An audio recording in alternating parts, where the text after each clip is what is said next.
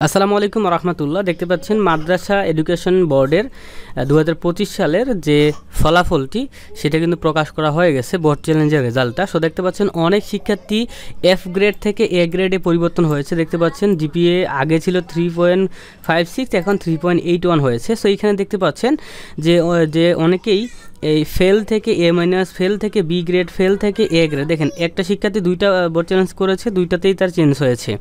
এইভাবে দেখতে পাচ্ছেন অসংখ্য ফেল থেকে সি, ফেল থেকে বি, ফেল থেকে ডি, অসংখ্য রেজাল্ট কিন্তু পরিবর্তন হয়েছে।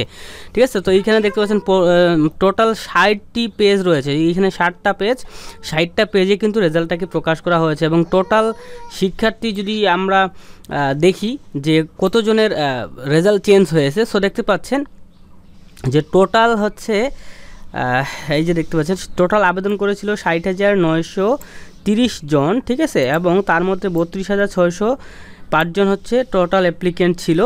ঠিক আছে, এবং দেখতে পাচ্ছেন যে 1,912 জনের রেজাল্ট কিন্তু পরিবর্তন হয়েছে। এবং ফেল থেকে যারা পাস করেছে, দেখছেন ফেল থেকে পাস করেছে টোটাল 991 জন। তো দেখতে পাচ্ছেন 991 জন ফেল থেকে পাস করেছে।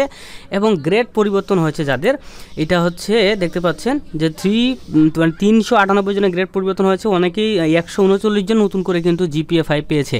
তো এই রেজাল্টটির ডাউনলোড লিঙ্ক আমি হচ্ছে আমার প্রথম কমেন্টে দিয়ে রাখছি। আপনি চাইলে এই রেজাল্টটি ডাউনলোড করে আপনার রোল নাম্বারটি মিলায় দেখতে পারেন যে আপনার রেজাল্টটি পরিবর্তন হয়েছে কিনা। তো ভিডিওতে লাইক করে দিন। আল্লাহ হাফেজ।